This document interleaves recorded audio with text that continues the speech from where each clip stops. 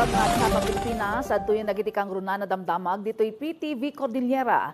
Nangato ti consolidation rate dagiti public utility vehicles iti Cordillera maitunos iti pagalagadan ti modernization program. Nagpalagipmet ti LTFRB kadagiti nabatbati pa nga operator makitipon kadagiti nabukal at transport service entities. Agipadamag ni Glory Banlegan. Iti datos ti Land Transportation Franchising and Regulatory Board, nasurok 93% ti consolidation rate dagiti public utility jeepney, bayat a 97% kadagiti utility vehicle express iti Cordillera. Manipod iti 5,034 authorized PUJ units, nasurok 4,700 kadagitoy ti nainayunan kadagiti kooperatiba wenno korporasyon. Agbibiyahe dagitoy iti 792 aruta, manipod iti pakabuklan nga 861 aruta iti entero a Cordillera. Para kadagiti 427 UVE nga agbibiyahe iti 35 aruta iti unaglaang ti Cordillera, 415 tinag-consolidate para iti 34 aruta.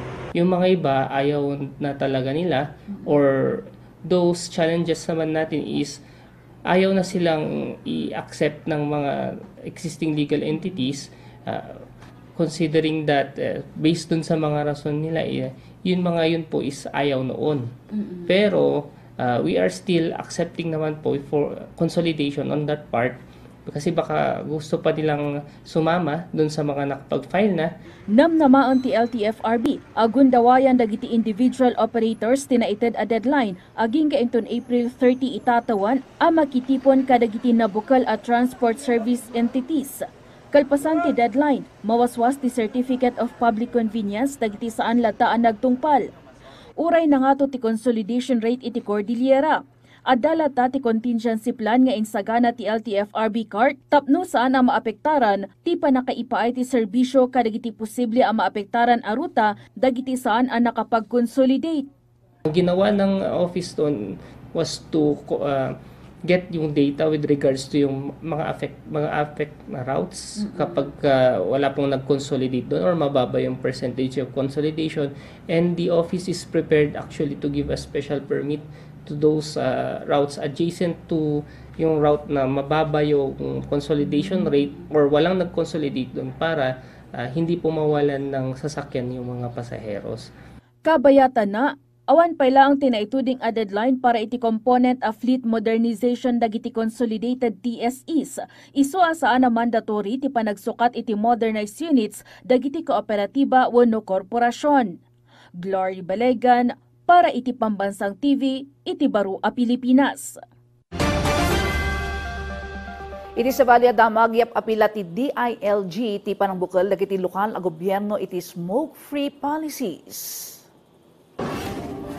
28 local government unit manipod iti 76 nga ili kan dua a syudad ti Cordillera ti adaanan iti smoke-free ordinance. Karaman dito iti sa nga pulkot 2 nga ili iti Benguet kan ti Baguio City.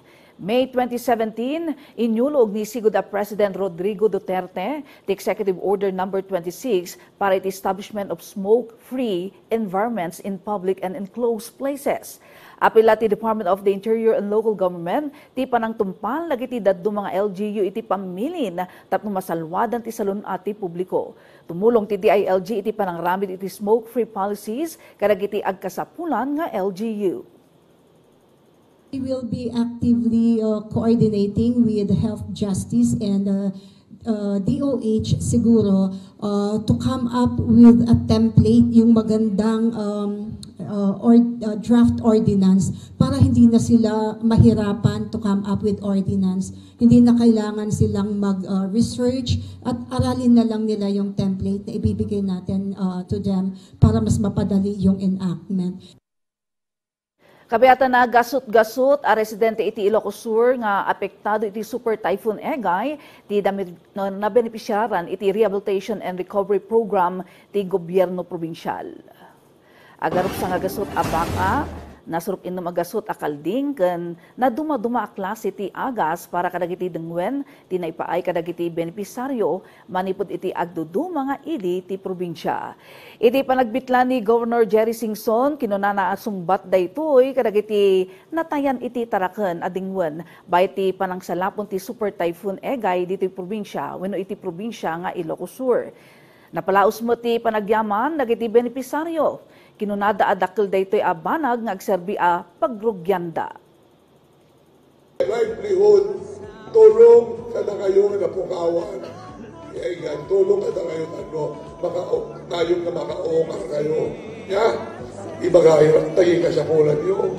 Kasyo teramitin tayo. Well, ang dami ang pundo ti probinsya. Kaya ang pundo ti probinsya, kaya kung tayo melain, na kami lang mga aywan. Ya, na kami lang di mag-implementar. I-implementar ligi pagkayatan nyo. Dagiti damdamag ditoy PTV Cordillera. I-like, i-follow ken ag-subscribe iti social media platforms ti PTV Cordillera iti Facebook, TikTok ken YouTube. Para iti PTV balita ngayon sa probinsya, siya ni Ala Sunduan na imbangal daw.